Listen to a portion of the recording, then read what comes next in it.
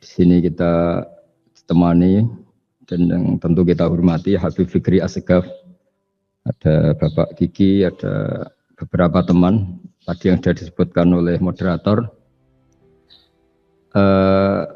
Langsung saja sesuai tema bahwa kita akan menjadikan tauhid sebagai sumber inspirasi bangsa atau sumber kekokohan bangsa atau sumber ketahanan NKRI.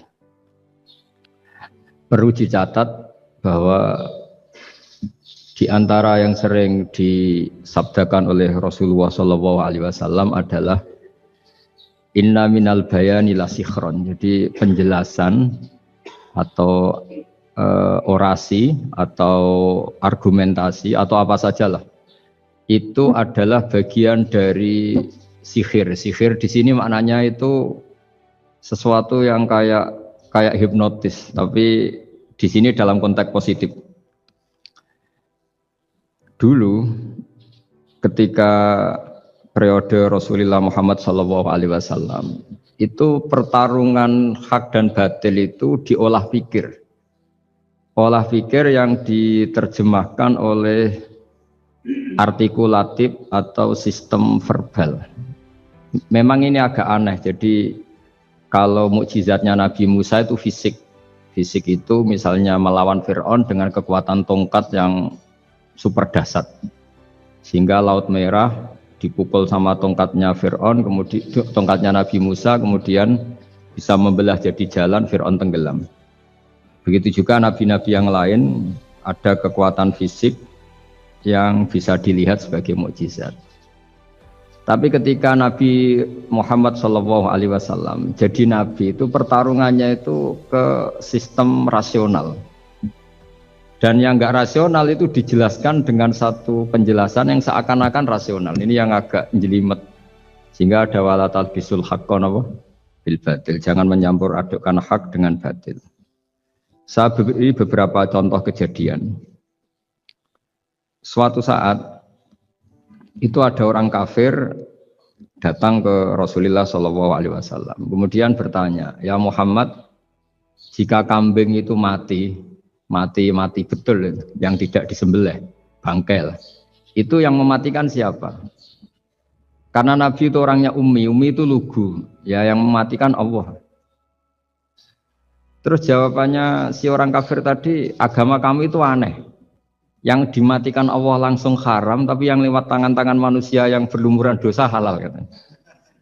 Sehingga terus jadi logika yang kok iya ya gitu. Harusnya yang dimatikan Allah langsung kan orisinil gitu. Sehingga orang terus terbelalak seakan-akan ini hebat gitu. Dan resikonya Nabi Habib Fikri, resikonya itu enggak boleh fahisan mutafahisan. Dorong Jawa Nabi ora oleh cangkem elek, itu resiko.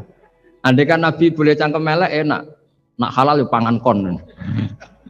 Kalau itu baik ya silahkan makan ya. Tapi masalahnya Nabi tidak boleh seperti itu. Andai kan tidak Nabi kan gampang ya sudah kalau halal ya silahkan makan. Masalahnya Nabi tidak boleh apa? Nggak boleh berbicara kasar, tidak boleh berbicara buruk. Terus ada lagi beberapa kejadian yang seperti itu, yaitu masyhur suatu saat Sayyidina Ali didatangi seorang kafir juga Yahudi. Ali, kakimu angkat satu, diangkat sama Sayyidina Ali. Angkat dua-duanya, ya tidak bisa. Gitu kok temanmu, maksudnya Nabi Muhammad mengklaim bisa naik langit, gitu aja kamu tidak bisa. Jadi selalu pakai olah kata. Yang ketiga misalnya Muhammad, kita ini punya urusan banyak, punya problem banyak. Dan Tuhan itu dianggap penyelesai problem, halul muskilat, yang bisa menyelesaikan problem. Pertanyaannya, kalau problem kita banyak, Tuhannya satu tidak cukup Muhammad. Kalau problemnya banyak, ya Tuhannya harus banyak. Sehingga ketika Nabi membawa tauhid, protes mereka, komplain mereka, aja'alal alihata ilahau wahida, inna hadza la syai'un ujab. Masa Tuhan satu, wong problemnya banyak, urusannya banyak. Kalau urusannya banyak, ya Tuhannya harus. Nah, karena olah pikiran seperti ini, sebetulnya bukan olah pikiran ini, hakikatnya olah kata, karena ini tidak mewakili hakikat. Ya saya ulang lagi, sebetulnya ini bukan olah pikiran atau olah akal atau olah kecerdasan, tapi olah kata, karena semua yang diomongkan ini tidak mewakili apa? Hakikat. Tapi faktanya itu terjadi. Sehingga mukjizatnya Rasulullah Shallallahu Alaihi Wasallam itu tidak boleh berupa fisik kayak tongkatnya Nabi Musa atau tabutnya Nabi Harun atau apalah yang sifatnya fisik. Karena ini tidak menjawab kecerdasan-kecerdasan yang terimplementasi oleh kata-kata yang dikatakan orang-orang kafir tadi, yang bisa memojokkan orang-orang kafir. Akhirnya Nabi diwarisi kecerdasan, dikasih kecerdasan oleh Allah Ta'ala, yaitu yang dikatakan fatona. Dan mereka memang suka, mempermalukan Nabi itu suka. Misalnya Nabi, karena sebagai Nabi, beliau tahu betul bahwa semua itu biadillah, di tangan Allah. Itu Nabi pernah ngendikan, la adwa wala tiarota, tidak ada penyakit menular. Lalu ada orang Yahudi atau orang siapa saja, orang bodoh lah yang jelas ini. Ada unta yang kena penyakit gudik, kalau orang Jawa bilang gudik apa? Kalau orang itu agak apa? Kudis ini. Yang kena kudis ini dijejerkan sama yang waras. Ternyata yang waras sekarang jadi kudisan. Senang mereka karena bisa mempermalukan Nabi. Ya Muhammad, ini unta kena kudis. Ternyata yang waras tertular oleh yang kena kudis. Padahal kata kamu tidak ada penyakit apa? Menular. Itu problem-problem jadi Nabi di era Rasulullah Shallallahu Alaihi Wasallam. Sehingga Quran datang dengan kecerdasan yang untuk menjawab itu. Makanya Nabi tidak pakai mukjizat fisik, tapi mukjizat logika. Akhirnya Nabi diajarin Allah lewat Jibril. Yang dikira mereka yakin kalau menang dalam debat. Tapi Nabi balik bertanya, faman a'dal awwala. Jadi terjemahnya, kalau ini kena kudis karena tertular yang ini, lalu ini tertular siapa?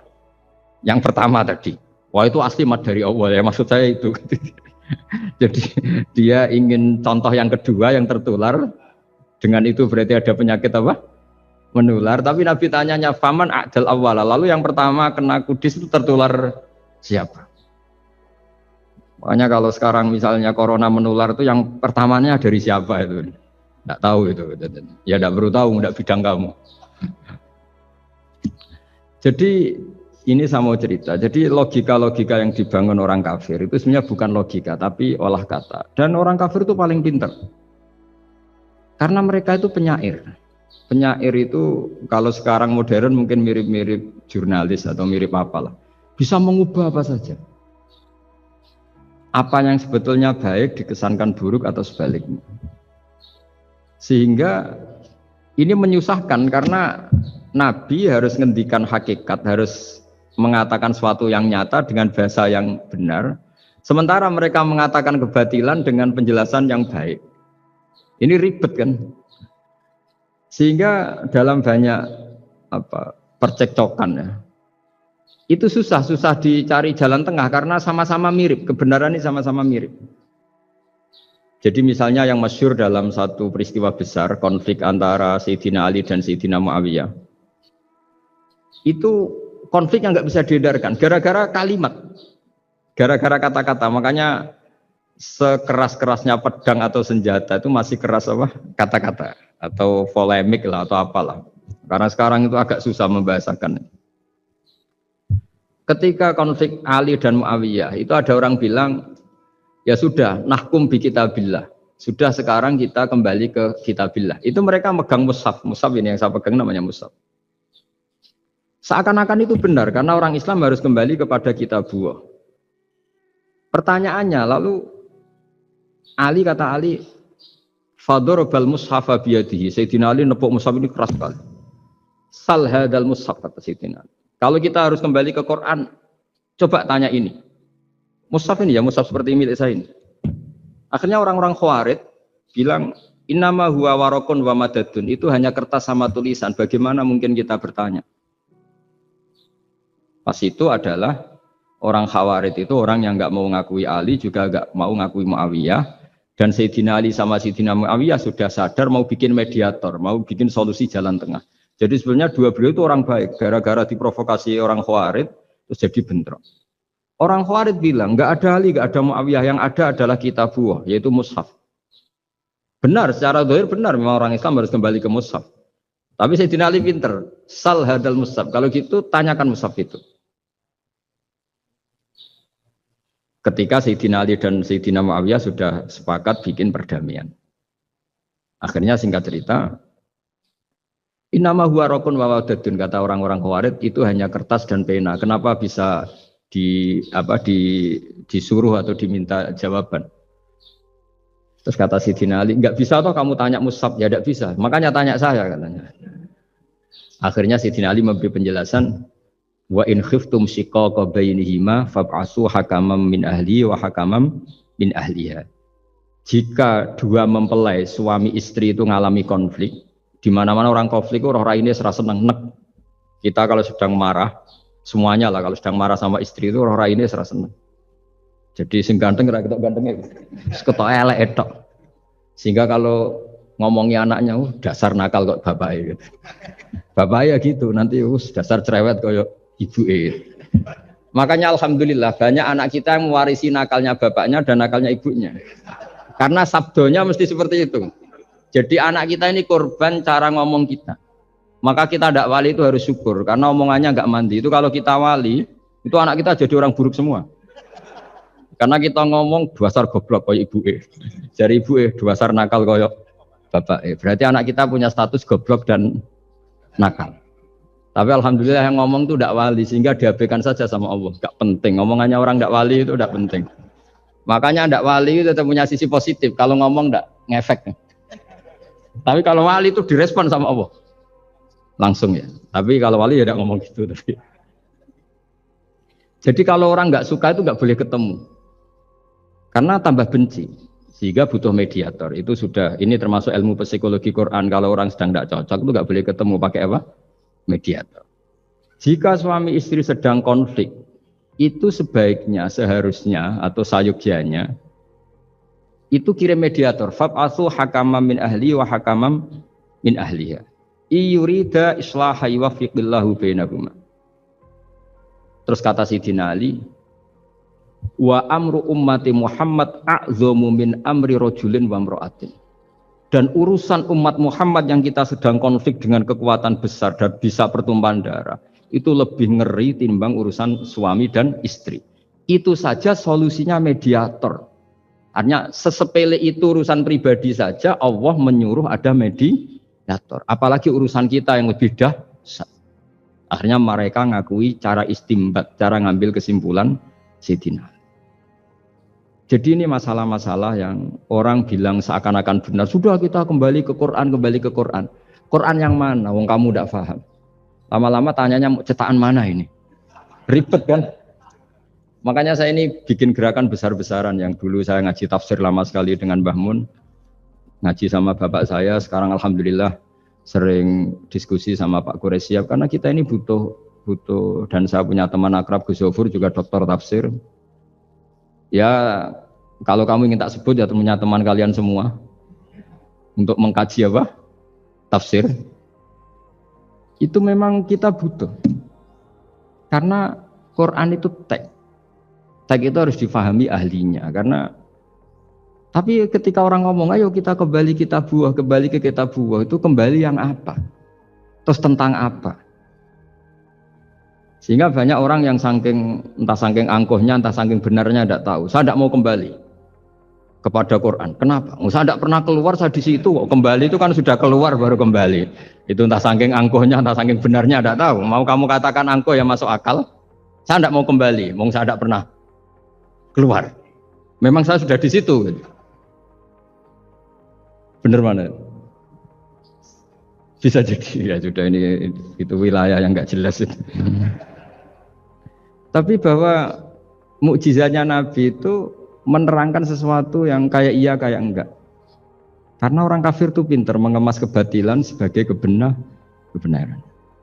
Jadi enak zaman Nabi Musa ngadepi Fir'aun yang karuan salah. Nabi Muhammad itu enggak. Ngadepi satu komunitas yang mereka punya jargon yang seakan-akan benar. Misalnya Ka'bah itu sakral, Baitullah. Orang kafir itu percaya keramatnya Ka'bah, percaya sehingga mereka kalau bikin berhala itu harus dekat Ka'bah, bentuk barokah Ka'bah. Kayak kurang ajar gimana? Maka berhala-berhala itu paling banyak di dekat Ka'bah karena supaya apa? Dapat barokahnya Ka'bah. Ribet kan? Kamu kafirkan tuh percaya baru kayak Ka'bah, tidak dikafirkan itu kurang ajar. Ka'bah kok jadi ruwet, ribet hanya ngadepi. Itu susah memang ngadepi logika. Makanya kan apa ya, kayak kita ngerawat anak itu. Mau dilonggar nanti manja terus goblok, mau dikerasin nanti minggat, ribet kan. Jadi ngelola kebenaran itu tidak gampang. Lalu Nabi datang bil haqqil bayyin, dengan kebenaran yang nyata. Dimulailah dari surat diantaranya lam yakunil ladzina kafaru min ahlil kitab wal musyrikin munfakina hatta ta'tiyahumul bayyinah. Bayyinah itu siapa? Rasulun minallah yatlu suhufam tahar.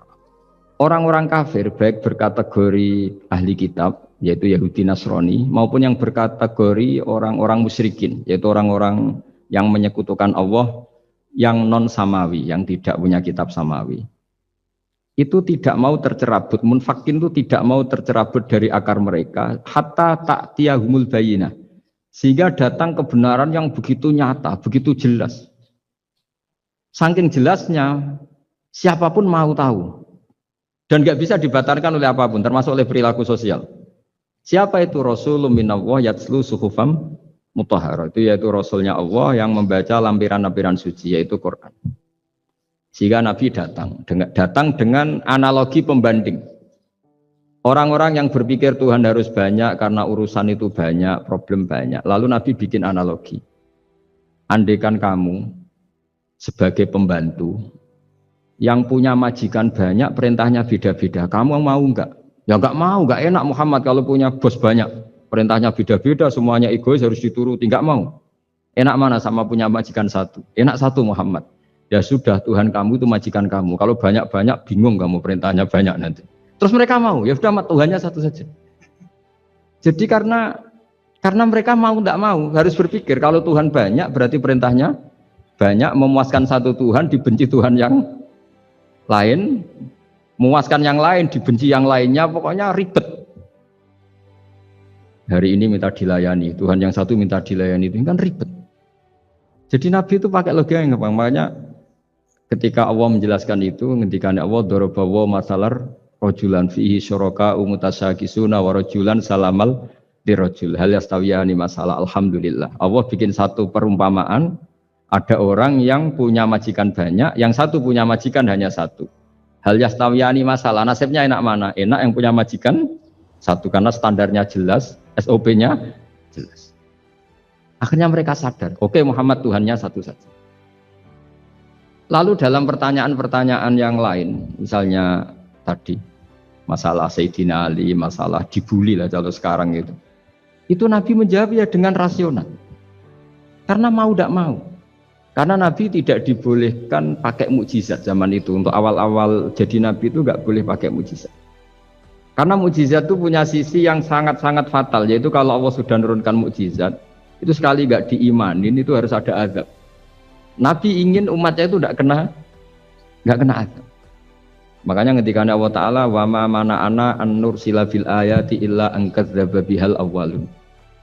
Cara terjemahan bebasnya gini, Muhammad, saya tidak ngasih mukjizat kamu kayak Nabi Musa, kayak nabi-nabi sebelum kamu yang berupa fisik. Itu problemnya satu, sekali saya menurunkan mukjizat, tren umumnya ini didustakan. Ketika didustakan, saya punya alasan menyiksa, wong sudah tak perlihatkan sebegitu jelas kok tetap didustakan. Maka sekali saya menurunkan mukjizat, kata Allah, wa ma nursilu bil ayati illa takhwifa. Saya memberikan satu ayat itu hanya warning, hanya peringatan bahwa ini akan ada bahaya azab. Sehingga karena pilihannya itu Nabi milih gak ada mukjizat yang seperti nabi-nabi sebelumnya. Milih mukjizat yang ilmiah, yaitu Al-Quran yang kita warisi sampai sekarang. Alhamdulillah. Karena kata ulama-ulama, nah ini pentingnya penjelasan. Andaikan mukjizat kita itu hanya tongkat, maka hanya ada di museum. Kita lihat tongkatnya Nabi Musa, mungkin klaimnya ada di Turki. Mukjizat tabut kita lihat lagi di mana lah tempat di museum apa. Tapi kalau mukjizatnya Al-Quran, itu umatnya Nabi akan merasakan nikmatnya ila yaumil kiamah. Misalnya kita dalam bersuami istri atau dalam berkeluarga atau dalam bermasyarakat. Itu Quran kalau nasihati kita gampang sekali. Misalnya wa ashiruhunna bil ma'ruf. fa in karihtumuhunna fa asa an takrahu syai'a wa yaj'alallahu fi khairan katsira. Sudahlah kalau sama istri itu yang baik. Jika ada watak istri yang kamu enggak suka, dalam ketidaksukaan kamu itu ada kebaikan yang banyak. Kamu enggak suka karena kalau istri kamu sering marah, kamu enggak suka. Sukanya yang senyum. Tapi kalau senyum terus sama orang lain juga senyum, ribet kan kamu. Jadi sudah anggap saja ada hikmahnya. Semua itu ada hikmahnya. Kalau istri kamu marah tidak kelihatan marahnya, dipendam, itu enggak ekspresif. Cara akting sinetron enggak masuk itu. Tapi kalau marah kelihatan marahnya itu ekspresif, itu kecerdasan itu Pak. Bisa menumpahkan keinginan. Wah itu bagus ini. Jadi disuruh lihat sisi apa? Positif. Imam Syafi'i itu pernah ketemu seseorang yang di depan beliau cium tangan hormat. Suatu saat dikasih tahu sama santrinya yang lain, orang yang mencium kamu wahai Imam Syafi'i itu di belakang ngerasani kamu, bully kamu. Kata Imam Syafi'i, baguslah. Kenapa? Berarti saya wibawa, di depan saya tidak berani. Jadi enteng. Beliau dikasih tahu, tetangga kamu banyak yang benci engkau ya Imam Syafi'i. Baguslah, tidak akan utang saya. Justru yang kenal-kenal itu yang utang-utang itu. Jadi enteng terus. Jadi dunia ini dianggap gampang saja. Coba kalau istri kamu sedang rukun sama sedang marah itu murah mana? Murah marah. Kalau rukun minta ke mall pusing. Jadi ulama dulu itu murah mana? Marah sama rukun. Kalau sedang harmonis minta kemana? Mahal kan? Kalau pas marah. Jadi ulama dulu itu lucu apa ya? Gampang sekali nanggapin sesuatu itu. Imam Abu Hanifah itu kalau ketemu yang utang beliau itu dia yang sembunyi karena malu. Kalau kita kan enggak yang sembunyi yang utang. Kalau Abu Hanifah enggak. Yang sembunyi itu Abu Hanifah. Kasihan dia malu kalau ketemu saya kan masih punya utang saya. Itu kalau kamu ingin jadi wali itu gitu. Kalau ketemu yang utang kamu yang lari. Itu bisa bank tutup karena yang lari yang ngutangin. Dalam cerita-cerita wali itu unik-unik. Robi'ah Adawiyah itu pernah kemalingan. Itu beliau sembunyi. Malingnya nyari apa dia sembunyi. Habis itu ditanya, kenapa engkau sembunyi? Sama lu sama malingnya. Karena rumah saya nggak ada yang bisa dimaling karena tidak punya apa-apa. Jadi ini kalau berpikir rasional kan ada Habib Fikri bahasa rasional. Ini tak latih berpikir yang agak rasional. Nah, Nabi itu diutus dalam kondisi masyarakat yang rasional. Sehingga repot. Dan yang tidak rasional itu punya kecakapan olah kata sehingga seakan-akan rasional. Makanya ada kalimat terkenal di kalangan ulama, kalimatu haqqin urida biyal batil. Omongannya benar, tapi maksudnya tidak benar. Kayak tadi, la hukma illa lillah. Tidak ada hukum kecuali yang ada di Quran. Tidak ada hukum kecuali yang diturunkan Allah. Pertanyaannya, apa itu? Ya Quran. Lah iya apa? Karena kata Sidina Ali, ya sudah, sal hadal mushaf. Tanya mushaf kamu. Oh ya tidak bisa, itu kan hanya kertas sama tulisan. Makanya tanya ulama, kata Sidina Ali. Nah Quran itu balwa ayatum bayinatun fi suduril ladzina utul ilm. Quran itu begitu jelas sebagai solusi, tapi di hatinya orang yang punya ilmu. Sehingga kemudian lahir beberapa generasi tauhid. Yang paling masyhur dimulai tauhid itu yang masyhur ya, yaitu adalah ketika ada orang namanya Muhammad bin Jubair bin Mut'im. Itu bapaknya Muhammad ini namanya Jubair bin Mut'im. Itu dia orang kafir, masih kafir. Dia datang ke Madinah itu untuk negosiasi tawanan perang Badar. Dulu beberapa orang yang negosiasi sama Nabi itu ya nunggu di masjid. Singkat cerita, Nabi sholat maghrib baca surat Wattur wa kitabim mastur fi raqim mansur wal baitil ma'mur was saqfu fil marfu wal bahril masyur. Terus dia dengerin sampai Allah tanya, am khuliqu min ghairi syai'in. Kalau kamu tidak ngakui saya sebagai Tuhan, kata Allah, silahkan Anda berpikir bahwa alam raya ini dimulai dari ketiadaan. Atau kamu sendiri merasa sebagai pencipta alam raya ini, pencipta langit dan bumi. Itu namanya am khalaqus samawati wal ard. Itu orang itu disebut dahiyatul Arab, orang paling cerdas di Arab. Itu dia bingung. Dia selamanya kafir. Cara berpikir menuhankan berhala, Lata, Uzza, pokoknya menuhankan makhluk lah. Terus dia mikir, Muhammad ini kacau ya. Akal saya dihabisin kata dia. Jadi cara berpikir dia pakai akal, dia tidak percaya mukjizatnya Quran, tapi dia bilang Muhammad ini kacau, akal saya dihabisin. Akhirnya Nabi setelah salam dia menyatakan Islam. Karena kata dia Muhammad, akal saya habis oleh apa yang kamu baca. Nah ini saya mau menerangkan tauhid sebagai inspirasi, yaitu logikanya gini, langit bumi ini kan wujud itu punya eksistensi. Kalau langit bumi ini wujud, alam raya ini nyata, lalu kamu mengatakan sebelum alam raya ini ketiadaan, berarti ada satu kesimpulan ketiadaan menciptakan yang ada. Itu malah gendeng bareng. Logikanya kan nggak kena. Al-adamu yakhluqu maujudan, sesuatu yang nggak ada menyebabkan atau menjadikan sesuatu yang ada. Akhirnya padahal pertanyaannya tadi gitu, ya sudah kalau kamu nggak percaya saya sebagai Tuhan, sebagai pencipta awal, sudah ada usah Tuhan-Tuhanan. Tapi ya mari goblok bareng dengan mengatakan bahwa alam yang ada ini diciptakan oleh sesuatu yang tidak ada. Dari Juber, saya tidak mau goblok Muhammad, sudah iman saja saya, karena saya tidak mau goblok.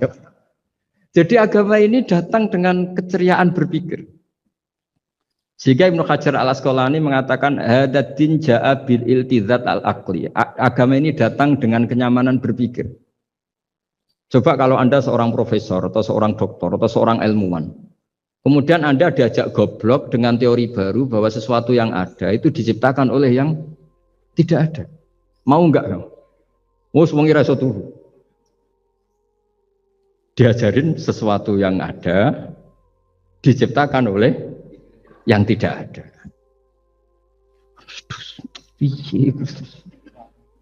Gak keren lah. Gak boleh ya, sudah. Jadi tauhid itu. Nah, kemudian lahir ulama-ulama baru yang cara ngarang sama. Ini kitab yang dulu saya ngaji sama Syekhina Kiai Maimun Zubair Mbah Mun. Itu kemudian ulama-ulama baru, kata Yai Mbah Mun itu juga bapak saya sering pesen, orang itu harus tahu zaman. Menerangkan tauhid itu kalau ulama dulu itu dimulai dari kalimat yang mungkin yang ngaji saja bingung. Al-alam mutaghayyir wa kullu mutaghayyir hadis la budda mim. Itu sampean dengar mesti anggap jimat, itu apa itu doa apa gitu. Doa jalbu rizki apa gitu. Padahal itu logika. Tapi terus ulama-ulama modern itu ngarang seperti ini ada gambar. Ini kitab yang saya dulu ngaji sama Abang, itu digambar seperti ini. Maksudnya digambar seperti ini gini, penjelasannya gampang. Sampean kalau gambar seruat apapun, misalnya gambar gedung tingkat 5 atau gambar gunung atau gambar apa saja. Mbok seruat apapun gambar itu dimulai dari satu titik. Tadi hadhil awalim kulluha, bahwa alam semua ini dimulai dari nuqtatil wujud, ada titik wujud. Dan karena ini wujud penyebab harus bersifat awal, makanya Allah itu selain wujud harus bersifat al-awwal, kalau bahasa pondok al-qadim. Karena tidak mungkin yang menciptakan kemudian kalah dulu dengan yang diciptakan. Begitu juga Imam Al-Amudi. Imam Al-Amudi itu jadi wali itu karena dia ahli matematika. Sampai muridnya itu eskal, ini guru saya masuk surga enggak? Kalau ngajar itu senangnya ngajar matematika. Beliau ahli usul fikih, ahli fikih, tapi senangnya ngajar matematika. Sampai muridnya sanksi, ini masuk surga enggak ya? Walhasil dalam cerita keramat beliau, sama ndak usah terus saya enggak percaya, kamu enggak wali, kok enggak percaya gimana? Ribet sekarang gitu, orang kalau enggak nekuni sesuatu terus enggak percaya, ribet kan? Itu beliau masuk surga itu dijamin dapat surga itu karena ngajar matematika. Tapi di hati beliau hanya satu. Matematika adalah satu ilmu yang dimulai dari angka 1. 0, itu tetap dimulai dari 1. Enggak bisa. Akhirnya beliau cerita, angka 2 atau 3 nisbatul wahid wal isnaini ila mi'ah wa ila ma la nihayatallah, semuanya sama, nisbatul far'i ilal asli, kata beliau. Mbok angka 2, 3, 1000 sampai 1 miliar itu perbandingannya dengan angka 1 apa hubungannya? Al-far'i ma'al asli, yaitu angka 2, 3 adalah cabang dari angka 1. Jadi alam raya sebanyak apapun, ada galaksi, ada Mars, ada apa saja, tetap dimulai dari wujud yang 1, yaitu wujudnya Allah Subhanahu wa ta'ala. Jadi beliau menjadikan matematika sebagai alat perangkat untuk tahu tauhid, bahwa alam raya ini dimulai dari al-wujudul wahid, wujud yang satu. Makanya kul huwallahu ahad, Allahus somad, lam yalid walam yulad, dan seterusnya. Nah, makanya ketika orang menyoal hukum adat yang menipu kita, adat itu sunnatullah yang kita lihat, itu Quran mesti mengembalikan wahwaladzi yabda'ul khalqa tsumma yu'idu wa huwa ahwanu alaih. Sebagian di surat Yasin diterangkan ansha'aha awwala marrah. Ketika kita lama sekali, namanya manusia itu lahir dari seorang bapak dan ibu, ini lama sekali. Yang namanya telur itu lama sekali lahir dari ayam, keluar dari ayam. Yang namanya pohon besar itu mesti dari biji yang kecil. Karena lama itu terjadi, seakan-akan kita ngomong, kita berkeyakinan, tahu-tahu ada pohon besar itu mukhal. Tahu-tahu ada manusia ini mukhal. Makanya ketika ada figur yang bernama Isa bin Maryam, itu orang kafir Yahudi itu menolak. Bagaimana mungkin ada manusia tanpa bapak? Oke, itu menyalahi prosedur lazim, protap lazim.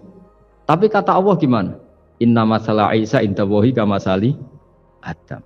Kalau Isa mukhal karena tanpa bapak, harusnya Adam lebih mukhal karena tanpa bapak, tanpa ibu. Jadi artinya apa? Allah tetap mengingatkan bahwa kudroh saya yang pertama itu menjadikan semuanya mungkin tanpa perangkat adat. Maka kitab ini yang saya baca ini, milik Sayyid Husain Afandi ini, itu menjelaskan bahwa hukum adat itu menipu. Saya ulang lagi, hukum adat itu menipu. Ketika ayam mengeluarkan telur, telur kemudian menjadi ayam lagi. Terus kita berdebat, telur sama ayam dulu mana? Menurut Anda milih mana? Milih apa? Telur. Kalau ini, yang kubu sebelah ini. Ayam apa telur? Telur. Ayam. Ayam lahir dari. Nah, pertanyaannya begini kalau menurut tauhid. Ketika lazim kalau telur itu nanti suatu saat jadi ayam, terus ayam kemudian lazim mengeluarkan telur.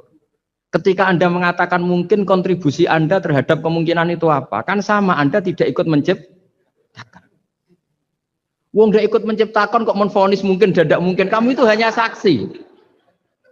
Makanya pertanyaannya Allah, loh ketika itu kamu anggap mungkin, kontribusi Anda itu apa? Kan hanya melihat. Kamu sendiri tetap tidak mampu bikin telur, Anda juga tidak mampu bikin ayam.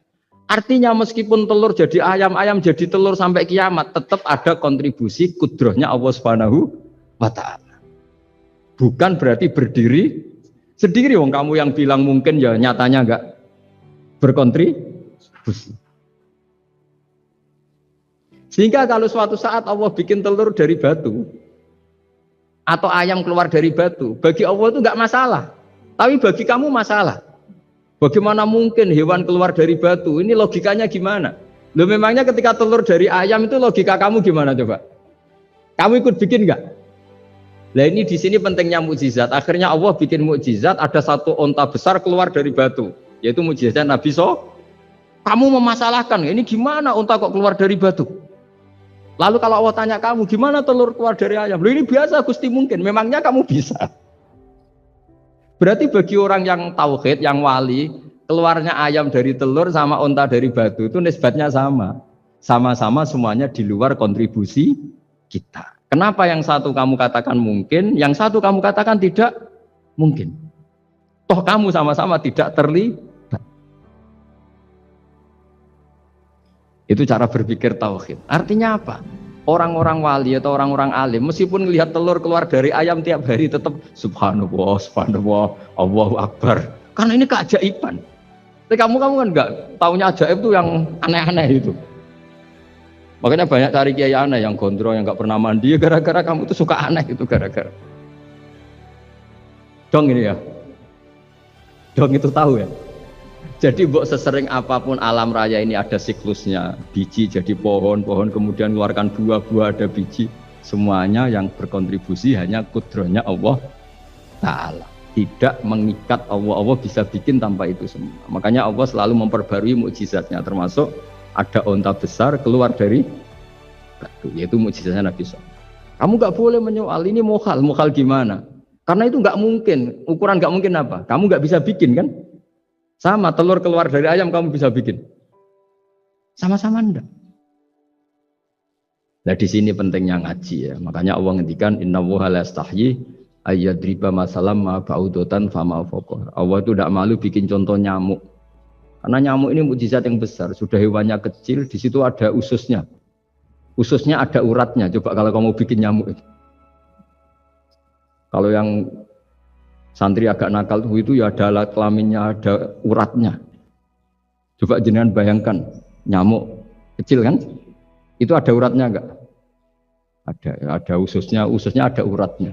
Uratnya ada bakterinya. Pusing kan kamu? Jadi sebetulnya ayat Allah yang dasar itu bukan dinosaurus tapi nyamuk. Bikin uratnya dinosaurus masih gampang, hewannya besar paling uratnya segini. Itu pesan di Juwana bisa lah. Tapi kalau pesan organnya apa? Nyamuk. Perutnya seberapa? Sudah gitu dia di dalamnya ada calon anaknya. Lebih kecil, banyak lagi jumlahnya coba. Nah ini agama ini datang dengan akal. Jadi kelihatan ada mukjizatnya Quran karena menyontohkan nyamuk. Dan kelihatan mukjizat kalau dijelaskan pakai logika. Yaitu kayak apa susahnya bikin nyamuk. Sudah kecil ada organnya ada uratnya ada kumannya ada uratnya. Pusing enggak?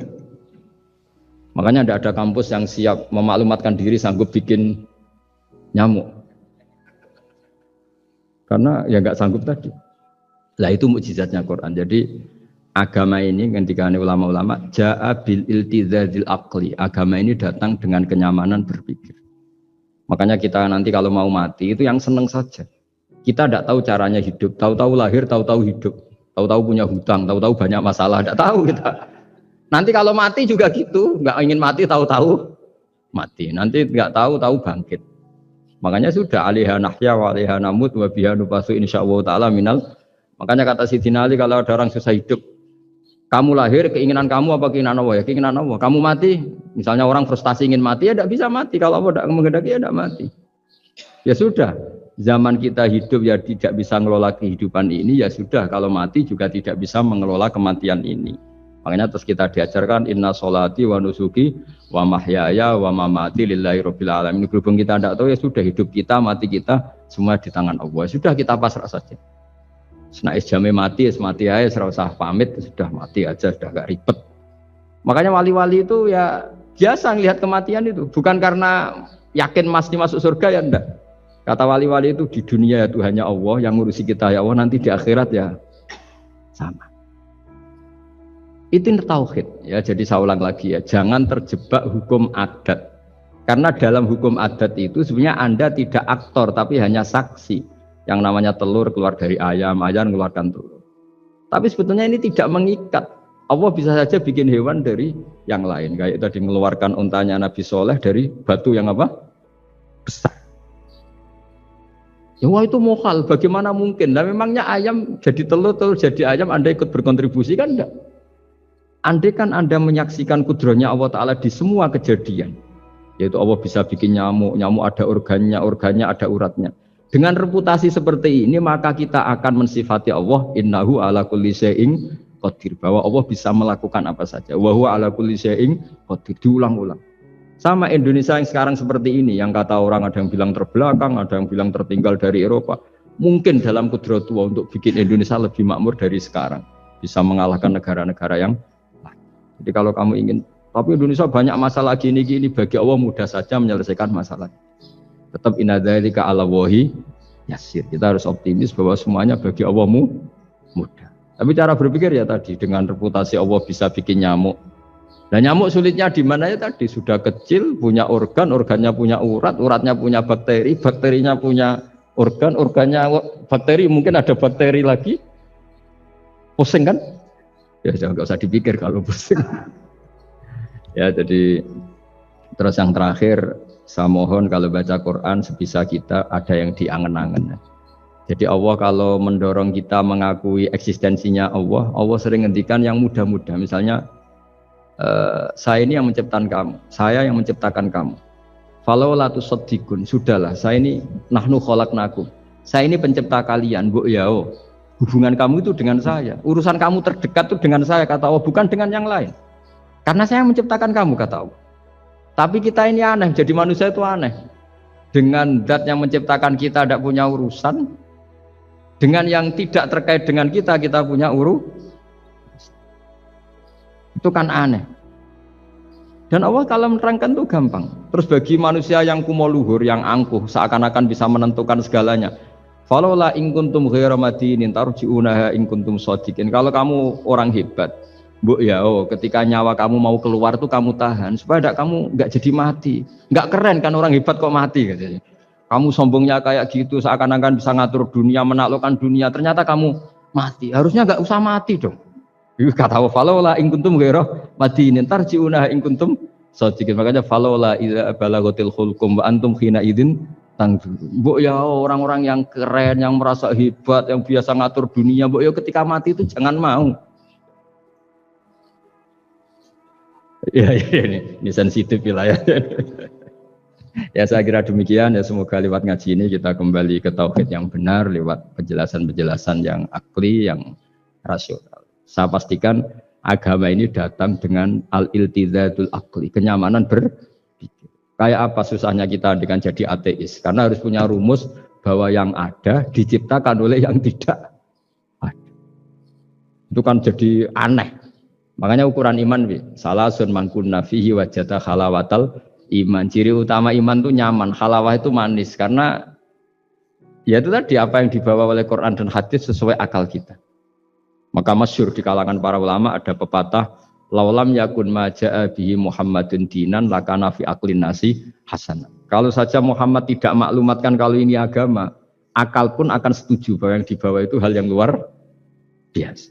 Karena agama ini tidak lam yusodim al-aql, agama ini tidak akan menentang akal. Liqaumi ya'qilun liqaumi yatafak. Kalau ada orang bilang akal saya itu menolak faham agama, itu akalnya yang perlu dicek ya. Ada masalah itu pasti. Ya, saya kira demikian. Assalamualaikum warahmatullahi wabarakatuh.